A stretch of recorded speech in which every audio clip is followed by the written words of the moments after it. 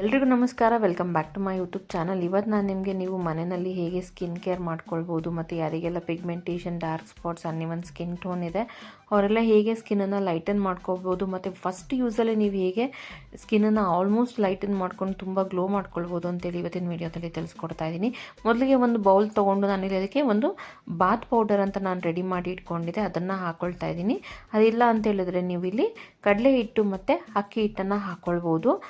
ಮತ್ತು ನಿಮ್ಗೇನಾದರೂ ಈ ಬಾತ್ ಪೌಡರ್ನ ಹೇಗೆ ಮನೇಲಿ ಮಾಡಿಟ್ಕೊಂಡು ಅದನ್ನು ಫೇಸ್ ವಾಶಿಗೆ ಮತ್ತು ನೀವು ಸ್ಕ್ರಬ್ಬಿಗೆ ಯೂಸ್ ಮಾಡ್ಕೊಳ್ಬೋದು ಅಂತ ಏನಾದ್ರು ನಿಮಗೆ ಅದರದ್ದು ಡೀಟೇಲ್ಸ್ ಬೇಕಿದ್ದರೆ ನಾನು ಈ ಡಿಸ್ಕ್ರಿಪ್ಷನ್ ಬಾಕ್ಸಲ್ಲಿ ಆ ವಿಡಿಯೋದು ಲಿಂಕ್ ಆಗಿರ್ತೀನಿ, ನೀವು ಅಲ್ಲಿ ಹೋಗಿ ಅದನ್ನು ರೆಡಿ ಮಾಡಿ ಇಟ್ಕೊಳ್ಬೋದು. ನಂತರ ನಾನಿಲ್ಲಿ ಇದಕ್ಕೆ 1 ಚಮಚದಷ್ಟು ಶುಗರ್ನ ಆ್ಯಡ್ ಮಾಡಿದ್ದೀನಿ. ಹಾಗೆ ನಾನಿಲ್ಲಿ ಸ್ವಲ್ಪ ನಿಂಬೆ ಹಣ್ಣಿನ ರಸನ ಹಾಕ್ಕೊಳ್ತಾ ಇದ್ದೀನಿ. ಹಾಗೆ 1 ಚಮಚ ಮೊಸರನ್ನ ಹಾಕ್ಕೊಳ್ತಾ ಇದ್ದೀನಿ. ಇದನ್ನು ನೀವು ಒಂದ್ಸಲ ಟ್ರೈ ಮಾಡಿ, ತುಂಬ ಈಸಿ ಮತ್ತು ₹1 ಖರ್ಚಿಲ್ಲದೆ ನೀವು ಮನೆಯಲ್ಲಿರೋ ಇಂಗ್ರೀಡಿಯೆಂಟ್ಸಲ್ಲಿ ಮಾಡ್ಕೊಳ್ಬೋದು. ಮತ್ತು ಸ್ಕಿನ್ ತುಂಬ ಗ್ಲೋ ಬರುತ್ತೆ. ನೀವು ಹೇಗೆ ಪಾರ್ಲರಲ್ಲಿ ಹೋಗಿ ಫೇಶಿಯಲ್ ಮಾಡಿಸಿದಾಗ ನಿಮಗೆ ಎಷ್ಟು ಗ್ಲೋ ಬರುತ್ತೆ ಅದಕ್ಕಿಂತ ನಿಮಗೆ ಡಬಲ್ ಅಷ್ಟು ಗ್ಲೋ ಬರುತ್ತೆ. 2% ಗ್ಯಾರಂಟಿ ಕೊಡ್ತೀನಿ ನಾನು ನಿಮಗೆ. ಒಂದ್ಸಲ ಈ ರೆಮಿಡಿನ ಟ್ರೈ ಮಾಡಿ, ಸ್ಕಿನ್ನು ತುಂಬ ಸಾಫ್ಟ್ ಆಗುತ್ತೆ ಮತ್ತು ಅನ್ನಿವನ್ ಸ್ಕಿನ್ ಟೋನ್ ಎಲ್ಲ ನಿಮಗೆ ಈವನ್ ಆಗಿ ಆಗುತ್ತೆ. ಮತ್ತು ಏನೆಲ್ಲ ನಿಮಗೆ ಸನ್ ಟ್ಯಾನ್ ಆಗಿದೆ ಅದೆಲ್ಲ ರಿಮೂವ್ ಆಗುತ್ತೆ. ತುಂಬ ಒಳ್ಳೆಯ ರೆಮಿಡಿ ಅಂತಲೇ ಹೇಳ್ಬೋದು. ನಿಮಗೇನಾದರೂ ಈ ಬಾತ್ ಪೌಡರ್ದು ಹೇಗೆ ಮಾಡ್ಕೊಳ್ಬೋದು, ಇದನ್ನು ಮನೆಯಲ್ಲಿ ಮಾಡಿಟ್ಕೊಂಡ್ರೆ ನೀವು ರೆಗ್ಯುಲರಾಗಿ ಇದನ್ನು ಸ್ನಾನ ಮಾಡೋದಕ್ಕೆ ಉಪಯೋಗಿಸ್ಕೊಳ್ಳೋದಾಗಿರ್ಬೋದು, ಫೇಸ್ ವಾಶ್ ಮಾಡೋದಾಗಿರ್ಬೋದು, ಇದನ್ನು ನೀವು ರೆಗ್ಯುಲರಾಗಿ ಟ್ರೈ ಮಾಡ್ತಾ ಬಂದರೂ ನಿಮಗೆ ಸ್ಕಿನ್ನಲ್ಲಿರುವಂಥ ಎಲ್ಲ ಡೆಡ್ ಸ್ಕಿನ್ ಎಲ್ಲ ರಿಮೂವ್ ಆಗಿ ಸ್ಕಿನ್ ಗ್ಲೋ ಆಗುತ್ತೆ. ಆ ರೆಮಿಡಿದು ಏನಾದರೂ ವಿಡಿಯೋ ಬೇಕಿದ್ದರೆ ನನಗೆ ಕಮೆಂಟ್ ಸೆಕ್ಷನಲ್ಲಿ ಲಿಂಕ್ ಅಂತ ಕೇಳಿದರೆ ನಾನು ನಿಮಗೆ ಆ ವಿಡಿಯೋದು ಲಿಂಕ್ ಶೇರ್ ಮಾಡ್ತೀನಿ. ಹಾಗೆ ನಾನು ಡಿಸ್ಕ್ರಿಪ್ಷನಲ್ಲೂ ಕೂಡ ಹಾಕಿರ್ತೀನಿ. ಆ ವಿಡಿಯೋನ ಒಂದ್ಸಲಿ ನೋಡಿ ಅದನ್ನು ರೆಡಿ ಮಾಡಿ ಕೂಡ ನೀವು ಇಟ್ಕೊಳ್ಬೋದು.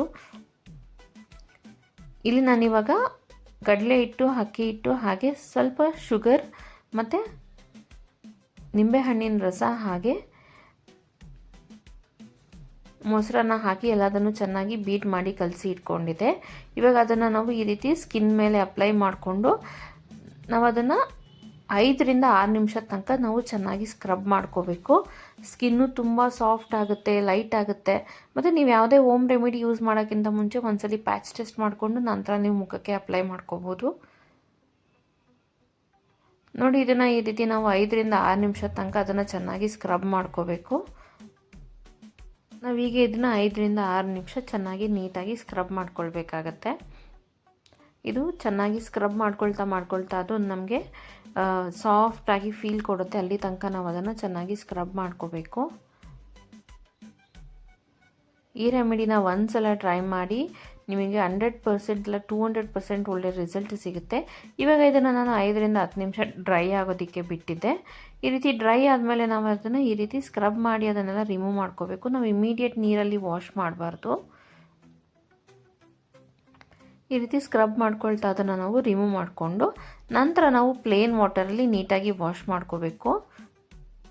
ಅದು ಚೆನ್ನಾಗಿ ಡ್ರೈ ಆದಮೇಲೆ ಈ ರೀತಿ ಸ್ಕ್ರಬ್ ಮಾಡ್ಕೊಂಡು ರಿಮೂವ್ ಮಾಡ್ಕೊಂಡಿದ್ದ ನಂತರ ನಾವು ಪ್ಲೇನ್ ವಾಟರಲ್ಲಿ ನೀಟಾಗಿ ವಾಶ್ ಮಾಡಿಕೊಂಡ್ರೆ ಅದು ನೀಟಾಗಿ ರಿಮೂವ್ ಆಗುತ್ತೆ.